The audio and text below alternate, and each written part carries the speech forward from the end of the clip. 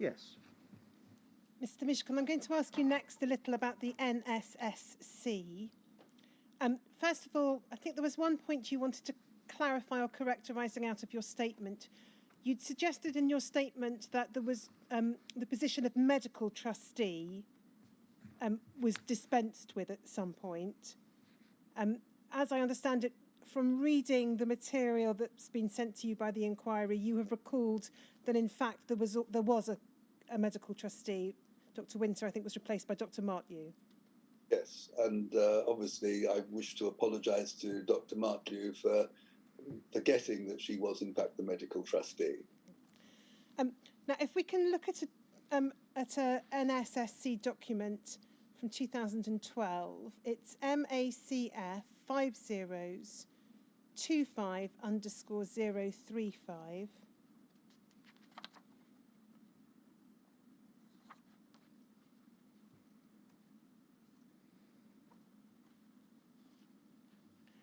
You'll see that these are the minutes of a meeting of the National Support Services Committee, 18th of July 2012. You're not actually at this meeting, but if we go to the second page and we look at paragraph numbered 4, which is about a third of the way down the page, it says the NSSC agreed the following. A, Russell Mishcon's definition for exceptional circumstances. And then we see the definition: exceptional circumstances are circumstances that have arisen or are threatened, which in the opinion of the NSSC Board of Trustees are unlikely to have been anticipated by a beneficiary in the ordinary course of events, and or it's unreasonable to expect a beneficiary to have to deal with the financial outcome from their normal income. Do we correctly understand that there came a point in the NSSC's history when the criterion which it applied when considering grant applications was exceptional circumstances as defined here?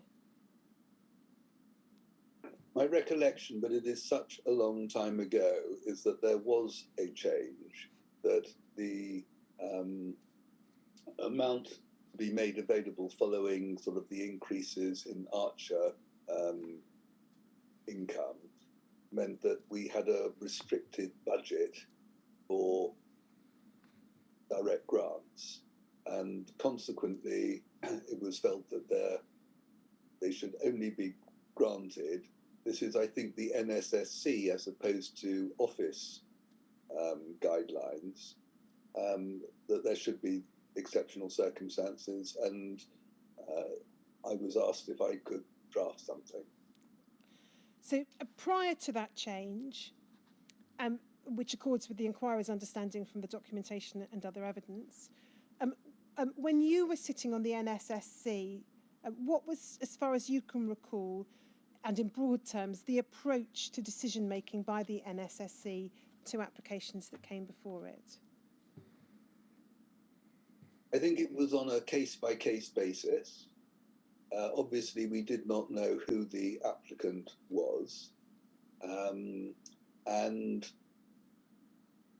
there would obviously be information supplied in relation to each application for a grant.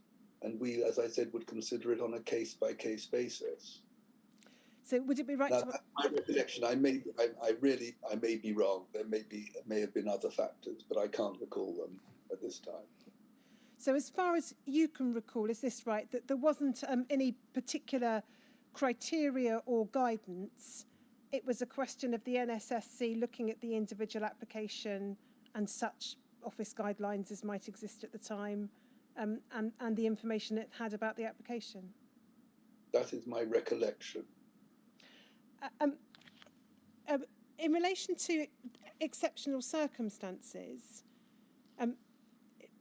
perhaps inevitably, it might be said to introduce quite a considerable level of subjective judgment for the NSSC or Board of Trustees. Do you know whether there was any further guidance or assistance given to either the board or the NSSC to help them apply this criterion in a consistent and fair manner? No, is a simple answer. As in, no, you can't recall, or no, there wasn't? No, I can't recall.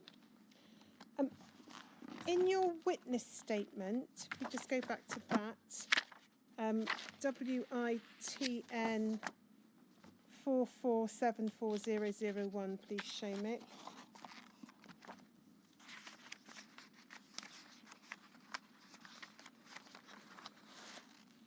And it should be...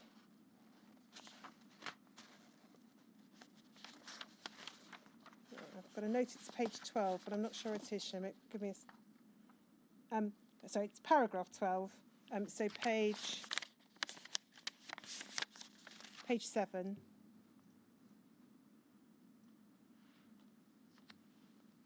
You say there, and this is, I think, talking of your time on the NSSC, each applicant had to show financial need. There were guidelines which the NSSC was expected to follow, and you don't have any further recollection of that. And then you say this: whilst it was obvious to me that many members of the community of care never made applications to the NSSC, despite probably being in financial need, there were others who made numerous applications.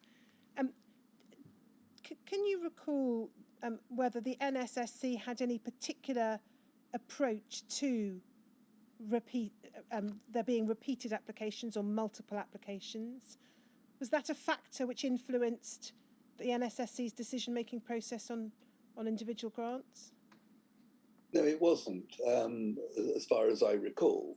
I mean, quite clearly, there may have been members of the community whose means were such that they really did need assistance in relation to matters that they were applying for grants for. And then in relation to the first part of that sentence, you say it was obvious that there were many members of the community of care who didn't make applications. Was any work ever undertaken by the Trust to try and encourage for applications from those who never made them, or to try and ensure that everyone understood the potential for making applications? I'm not aware of anything specific, but I think the newsletters, if they were read, and the sort of, is it called the notice board on the website? Again, there would be a whole number of applicants who would neither read the newsletter nor see anything that was on the website, but I'm not aware of any other approach that was made to bring this to their attention, but I may be wrong. And then, if I can just ask you about the appeal process, as I understand it, there was no formal appeal process. If somebody wanted to appeal against a refusal of a grant application by the NSSC, the matter might end up before the Board of Trustees. Is that correct? Not might, I think would have done. I think, again from recollection, that if new evidence was produced by the applicant, the NSSC would consider that new evidence. But otherwise, there was always an appeal to the board. And if we could look at MACF 5012_127.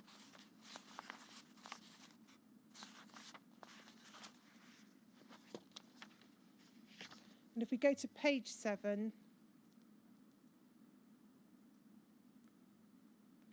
under the heading National Support Services Committee, second paragraph, there's a reference there to case papers being available to trustees. And it records you as saying, Mr. Mishcon felt it was important from an appeal point of view that there were sufficient trustees who had not seen the papers.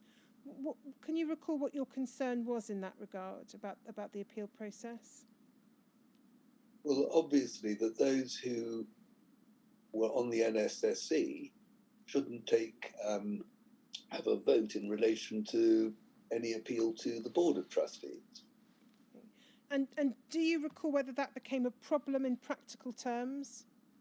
That there were not enough trustees on the board? No, I think board meetings were always very well attended. I think originally there were 12 trustees and then that was reduced to 9 whilst I was there. Again, I may be wrong about the numbers. But obviously the NSSC only had 4 or 5 trustees, as I recall, on it. Just want to ask you next a little about the working party on which you participated that was looking at the position of widows and bereaved partners. If we go to MACF 40124_083,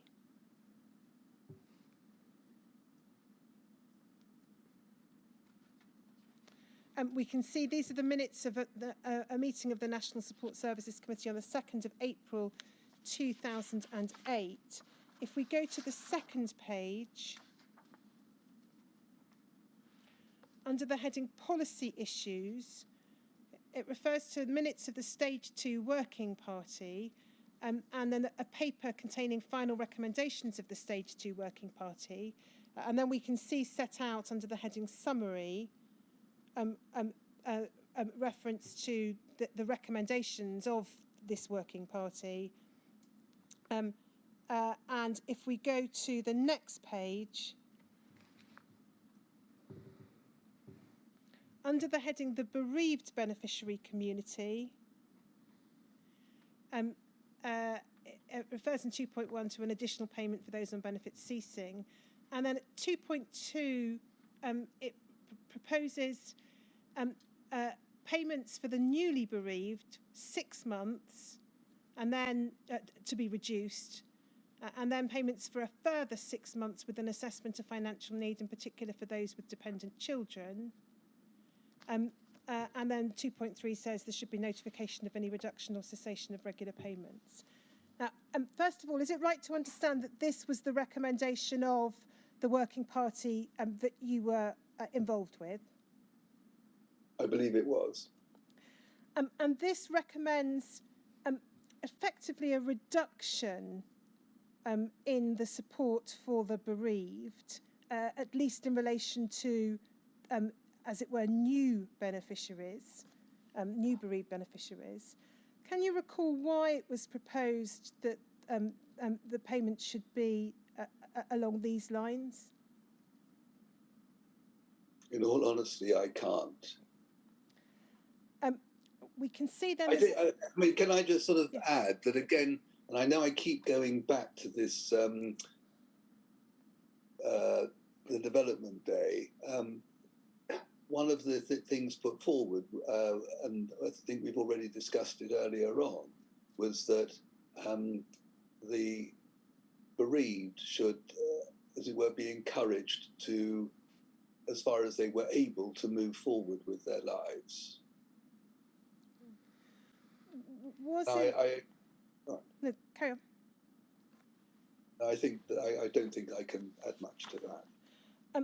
We can see then reference to 3 proposed designated funds. So paragraph 2.4 is a designated fund of 50,000. Just before you go there, can you help me to understand what is actually being said in paragraph 2.2?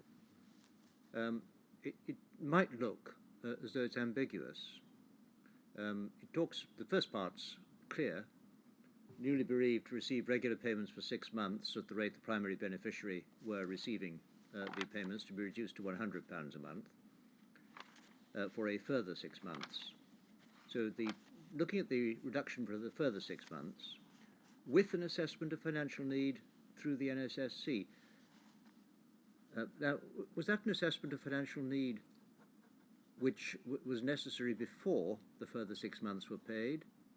Or was that an assessment with a view to looking for additional support thereafter?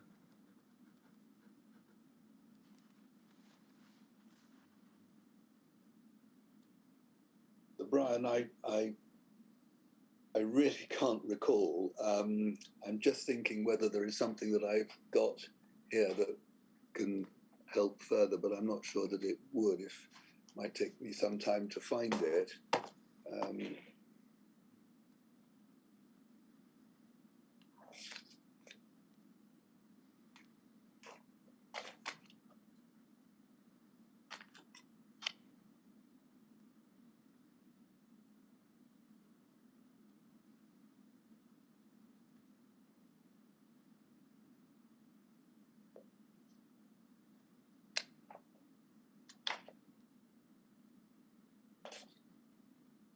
No, I'm afraid I can't find what I was looking for. I really can't recall what the effect of this was in terms of assessing financial need.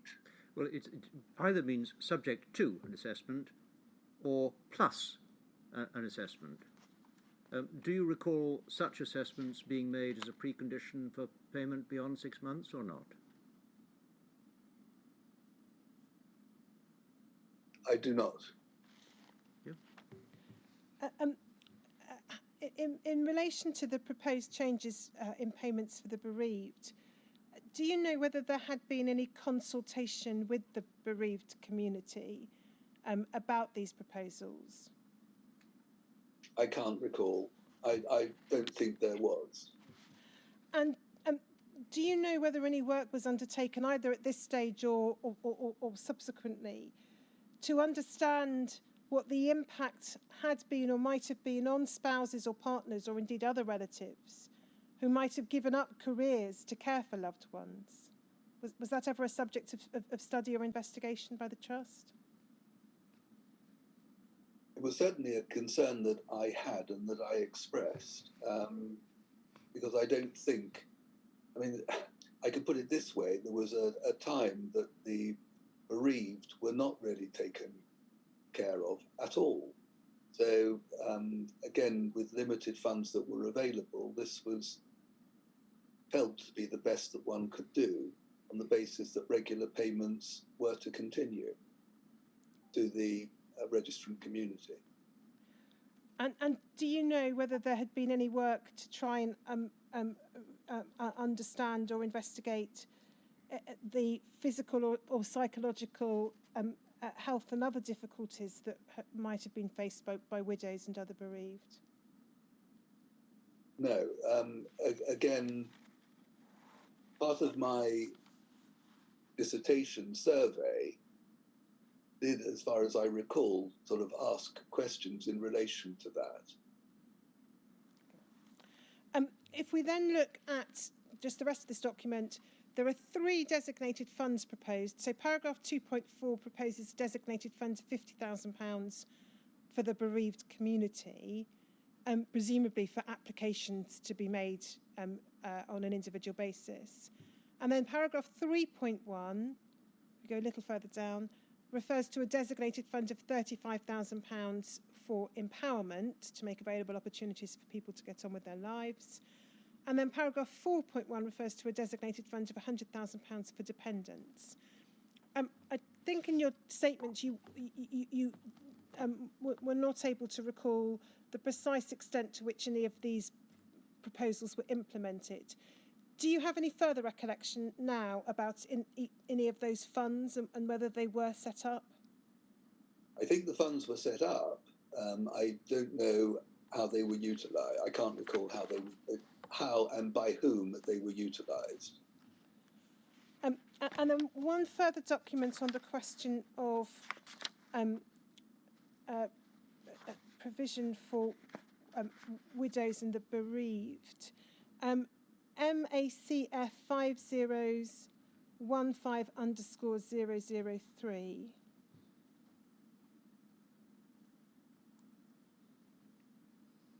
You'll see, Mr. Mishcon, these are the minutes of a Board of Trustees meeting 1st of September 2010. If we go to the second page, there's a heading, discretionary disbursements to the non-infected community, and then reference is made to some information provided by a social worker and clinical nurse specialist. And then if we go further down the page, there's then, in the paragraph beginning, in light of the Support Services Manager's report, there's reference to the chairman's view that the best way to support the bereaved community would be to introduce a system of banded regular payments for all widows. And then if we go to the bottom of the page, you're recorded as expressing this view. Mr. Mishcon stated his view that the difference between widows and primary beneficiaries was that the latter would remain infected with HIV for the rest of their lives, and that the aim of the Trust should rather be to help widows move on with theirs and to provide that incentive.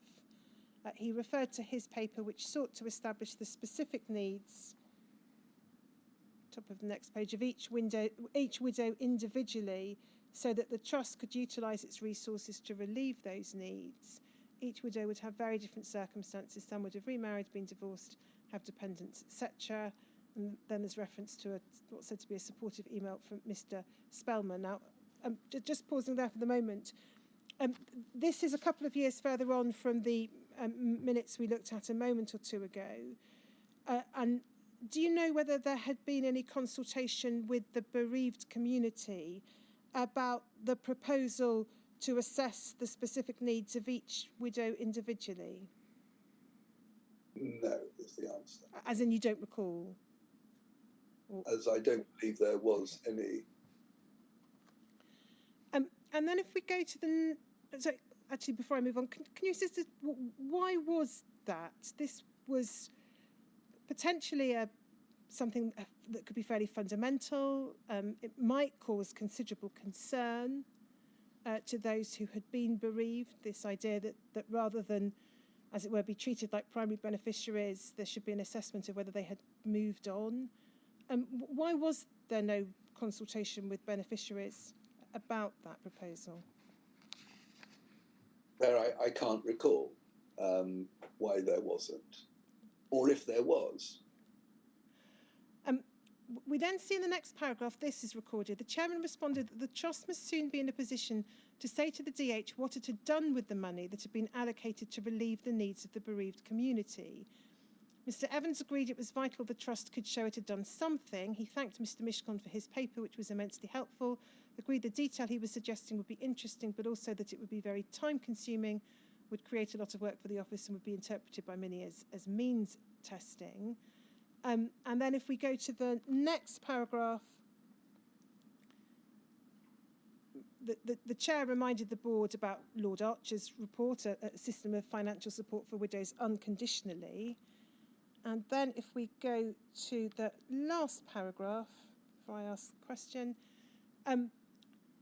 picking it up 3 lines into the last paragraph, we see this. The chairman appreciated this, that's an issue about benefits, but reminded the board that initially the Department of Health had set aside circa £2 million for the relief of the needs of the non-infected community, and that the trust had already persuaded them to allow half of this to be used for the benefit of PBs, primary beneficiaries. It would simply not be right to divert any more of the money that had been designated for the, top of the next page, relief of the needs of the non-infected community, at least until those needs have been ascertained and so far as possible relieved. So if we just go back to the previous page.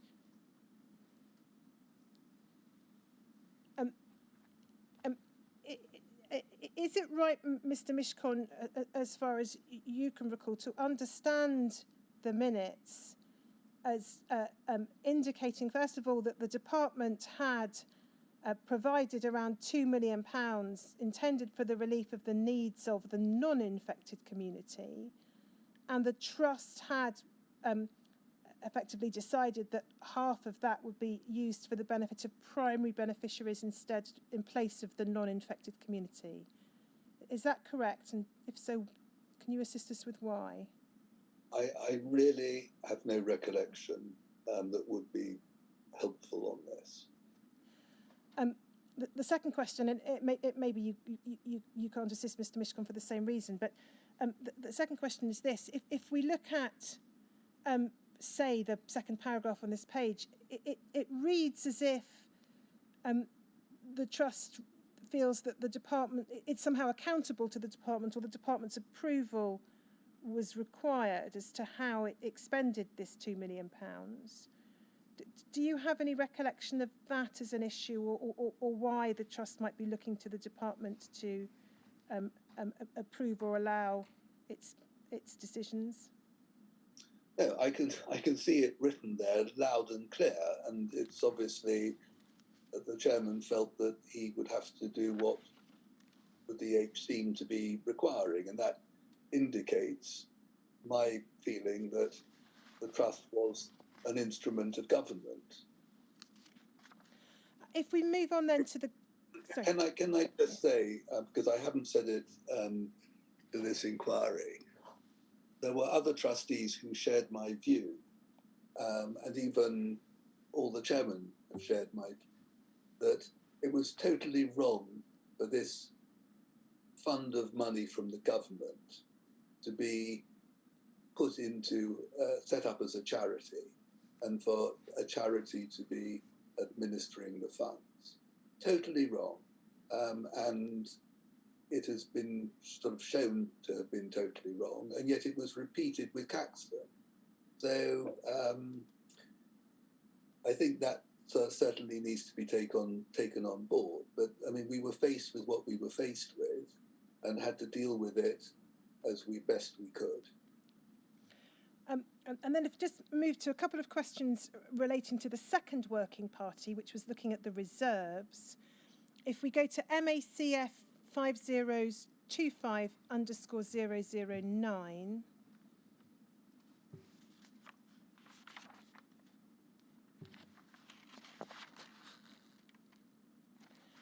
we can see it's a notice of a meeting to, and then to be held on the 28th of November 2011. Sorry, it's the minutes of the meeting. And then if we go further down, we can see at 4.1, there's reference to a proposal by Mr. Mishcon, and this is, as I understand it, in relation to the reserves, to concentrate on primary beneficiaries where there is need by doing a one-to-one assessment which would be conducted on a voluntary basis. Although it was felt that the current income received by primary beneficiaries should now be adequate, it does not make up for the past inadequacies.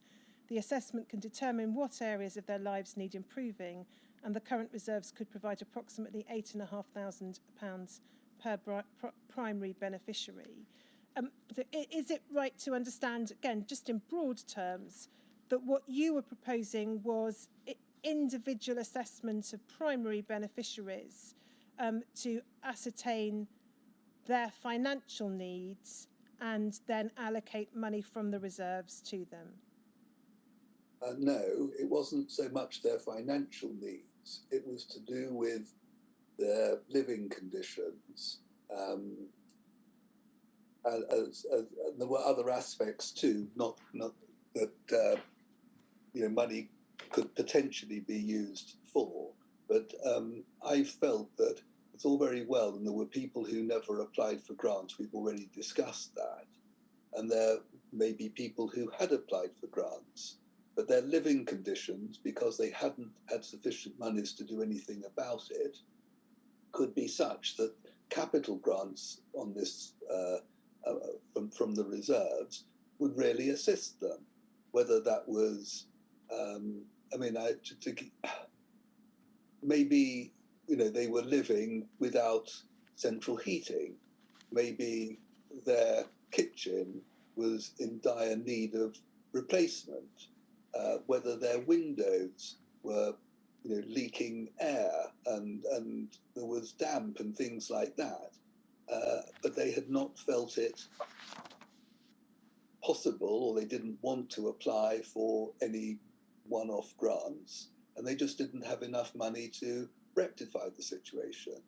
But it would only be doing by a one-to-one assessment that this really could be achieved effectively. Otherwise, you'd get people applying for grants, and if it wasn't checked that they were actually in need of those grants, it wouldn't be an appropriate use of charitable money. If we go to the second page, we can see it's in the first half of the page, just above point 5, issues that have arisen, we can see it says the proposal by Mr. Mishcon was agreed in principle and would be presented to the Department of Health. And then there's reference to a working party to work out the scope of the project. Are you able to assist with why the question of this programme and whether to embark upon it would need to be presented to the Department of Health? Well, it shouldn't have been. If you take a charity as being an independent legal entity, the decision as to how its money was to be spent should have been by the Board of Trustees. But clearly we were this instrument of government, and they controlled the purse strings. And consequently, it was felt, presumably, that we needed to get the approval of the Department of Health for this proposal.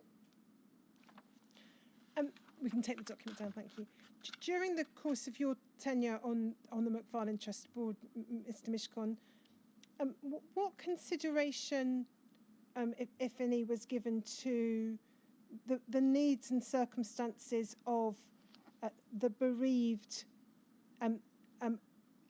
beyond widows and their dependent children? So, for example, the position of parents whose children had died, or children who had lost parents. To what extent were their needs the focus of consideration at any stage that you can recall? I cannot recall that any consideration was given. Again, our funds were so inadequate to be available, to consider such a wide range of people. Because if we had done, I presume the actual amounts available would have been niggardly, to use the word that was used by the Reverend Tanner and also by Peter Stevens. Now, we've seen from the materials that we've looked at that a number of your proposals over the years involved some form of individual assessment. And some of the proposals, I think, would have entailed home visits. What was the reaction, as far as you can recall, of the beneficiary community to proposals for home visits and individual assessments?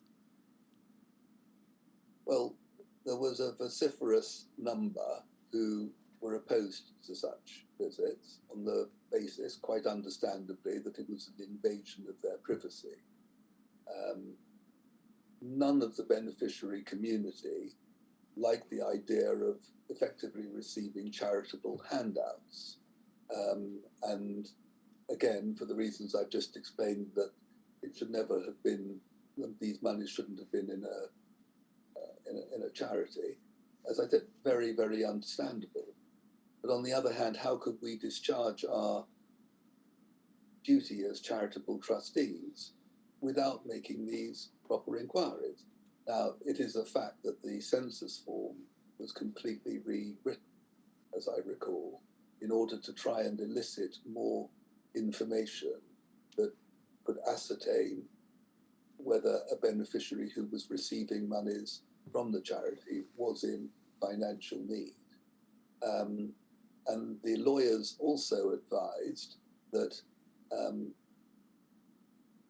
spot checks, I think that's an appropriate expression, should be made to make sure that the information given in census forms was accurate. There were people who objected to the census forms. They saw it as, again, another kind of means testing, which they found objectionable. Again, one can understand it, but equally, we couldn't just dispense money, or we shouldn't have just dispensed money. And I'm coming back to the regular payments situation, to just everybody, to try and give equanimity. We should have done far more detailed assessments to see if everybody was in financial need, and those that weren't should have had funds either reduced or, in certain circumstances, taken away. In relation to widows, there came a point post-Archer when the Trust introduced some form of top-up payment for widows. A number of widows, I think we've heard from other evidence or seen from other evidence, had fallen out of contact with the Macfarlane Trust because there hadn't been a continual form of, for example, of regular payments to them. What steps were taken, as far as you can recall, by the Macfarlane Trust to try and ensure that all those who might be eligible for such payments were informed of their potential entitlement? I can't recall. I think the final document I want to ask you to look at, Mr. Mishcon, is a letter you wrote after you stepped down from the trust. It's WITN 44740002.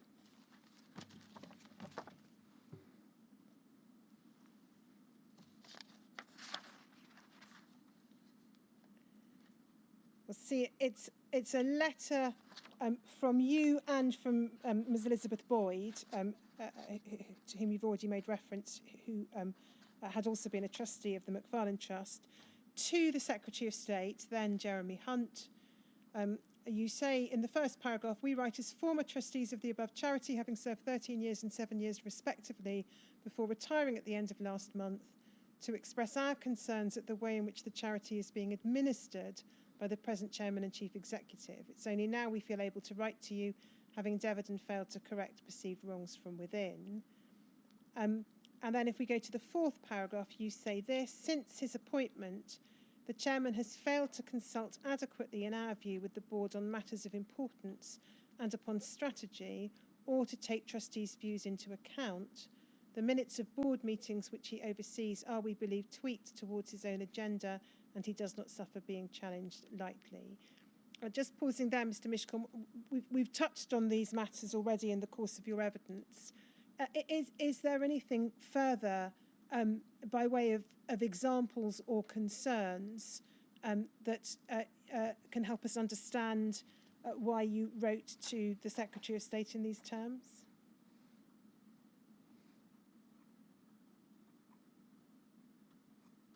Look, I know it's very difficult to criticise, and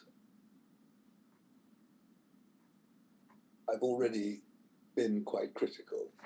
I even wrote to the chairman, and that was obviously before I retired, and felt it necessary to spell out what the roles of a board of trustees was, and what his role as chairman of the board was. Again, he took any comments from me which were intended to clarify matters, to be helpful. Again, one needs to try and be a supportive trustee, not only to other trustees, but also to the chairman. It was just very difficult because Mr. Evans had his own agenda. He wanted to abolish the NSSC. Various things happened in that regard. It was not an easy time, and it wasn't only Elizabeth Boyd and myself who felt that way. If we go, but because we had served our time as trustees and we couldn't be, as it were, reappointed, we felt we had tried to do our best to put the board and the chairman in their sort of, dare I use the word, proper place, and we had failed, and we felt it was necessary going forward to put others on notice. We also wrote to the chair of the Charity Commission. So, it wasn't just a question of trying to make a political point. It was also our concerns were as to the status of the board as a charity. If we go to the next page, and we look at the bottom half of the page, the penultimate paragraph, and again, this is still on the topic of your concerns that you're expressing in this letter about the chair. You say the medical conditions affecting most MFT beneficiaries warrant a substantial differentiation in financial support, which the chief executive appears to ignore, as does the chairman, neither of whom want to rock the boat with the Department of Health. And then you say this, and you alluded to it earlier, which is why I wanted to ask you about it. The chairman was formerly a chief executive of NHS trusts, and it is believed currently has consultancy arrangements with the NHS and or the DOH, which may or may not have a bearing on the issue. Why did you include that observation in your letter to the Secretary of State? because it shows a potential conflict of interest. And there was always, going back to his appointment as chairman, I had a correspondence with him and with the former chairman about the conflict of interest that existed with him being also the chair of the Caxton Foundation. Now, although I've seen his evidence, it doesn't accord with my recollection or indeed the real evidence, which was that he said he didn't regard there to be any conflict of interest and he didn't want to relinquish the chairmanship. But emails that I wrote to the board persuaded the board to make that a requirement of his being appointed chairman. Again, my understanding was that he was only going to be interim chairman until there had been a further process for appointing a chairman from an external, what's the word I need to use? Well, a procedure where one went out to seek. I mean, he didn't apply with, he implies in his statement that he was part of this external process. That is not the case in relation to his appointment in 2000 and whenever it was.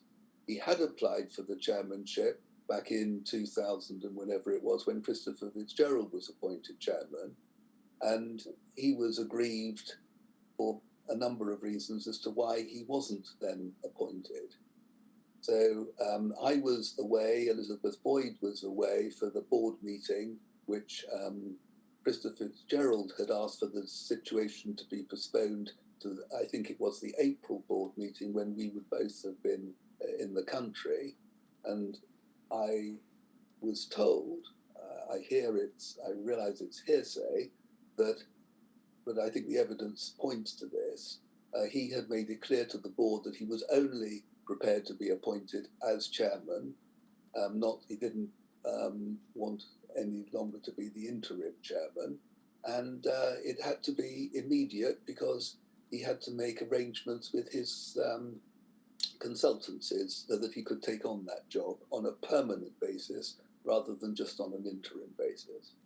I hope I've answered your question. Yes, I think you have. And then just going back to this letter, the last paragraph, and this is picking up on the concerns you expressed about the chief executive's position. You record in this letter, you and Ms. Boyd, your view that there was a conflict of interest for the chief executive being both chief executive of the Macfarlane Trust and chief executive of the Caxton Foundation, because, is this correct, both charities were, is it right, essentially competing or could potentially be in competition for a pot of money from the Department of Health? Was that your concern? Very much my concern. And there was evidenced by the business cases that were put forward by the chief executive in relation to MFT and Caxton. The Department of Health, and I have never understood the reason for this, apparently wanted to be able to, I think the expression is, read across between the two charities. And to my mind, it was grossly unfair, but also showed a lack of understanding on the part of the Department of Health that Caxton beneficiaries should be treated necessarily in the same way as Macfarlane Trust beneficiaries, because Macfarlane Trust beneficiaries were all haemophiliacs. Not all Caxton beneficiaries were haemophiliacs, and they also had HIV.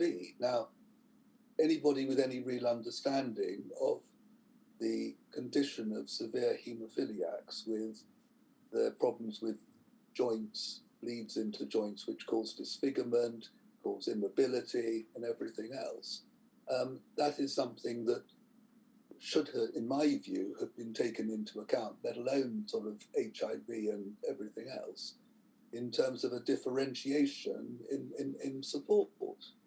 And there were far more people who came along with hepatitis C and were part of Caxton than there were left in MFT. Now, I don't want to in any way disparage the fact that people who were the registrants, or whatever the right definition is, of Caxton shouldn't have had substantial support from government, but not to the detriment of MFT. And I felt that, and it was clear, I made my position quite clear and said that the business case for MFT should be altered to reflect this, and the chief executive was not prepared to do so. So in my mind, there was a very, very clear conflict of interest. Did you receive any kind of response from the Secretary of State or a minister to this letter? I can't recall. I'm sorry, I know that sounds ridiculous, but I really can't recall. I don't think that I did. I certainly received something from the Charity Commission. Again, I don't have a copy, but it was to the effect that we aren't in a position to take to do anything about it. We can take that down, thank you. Last question for now, Mr. Mishcon. It's just in relation to the Eileen Trust. You were a trustee of the Eileen Trust for a number of years. Not going to ask you detailed questions. We have later witnesses who will be this week will be telling us a little more about the Eileen Trust. But do you have any particular observations to make about either differences or similarities between the way in which the Macfarlane Trust and the Eileen Trust operated? We're conscious, of course, there was a far smaller number of beneficiaries of the Eileen Trust. Yes, I was going to make that point. I mean, it was tiny by comparison to Macfarlane. And indeed, the Eileen Trust didn't suffer from haemophilia. That's all right, I'll make sure that is correct. Yes, they were non-haemophiliacs who were infected with HIV and Hep C. I am right there, aren't I? Well, I think it's not for me to answer the questions, Mr. Mishcon, but no, essentially the Eileen Trust was... I'm sorry, I'm getting... Yeah, again, everybody who received a transfusion of contaminated blood, because it was a transfusion, clearly had an underlying health issue or some sort of trauma that had required the transfusion. But the medical conditions were very different. And as I said, we had a much smaller cohort, and therefore it was not surprising that they were dealt with very, very differently. And because there was such a small number, it was done on a much more, I suppose you would say, personal basis. And we also had a very competent caseworker who was in close communication with all the beneficiaries. I think her name was Susan Daniels. Yes, we're hearing from her this week. Mr. Mishcon, those are the questions I have for you from now. Sir, note the time. I'm going to suggest that if we take the lunch break now, that will give the call participants and their legal representatives the opportunity to send any further questions they have arising out of Mr. Mishcon's evidence this morning. We could pick that up perhaps at 5 to 2, conclude Mr. Mishcon's evidence. It would mean a slightly delayed start for Mr. Murray, but I don't think that's problematic, and he's aware that that's a possibility. Yes, well, very well. And you think 5 to 2 gives you enough time? I do. Very well. We'll take a slightly earlier lunch than we normally do, but I'm afraid I'm going to have to ask you to come back afterwards at 5 to 2. I hope that's not inconvenient. But I shall see you then. Thank you very much.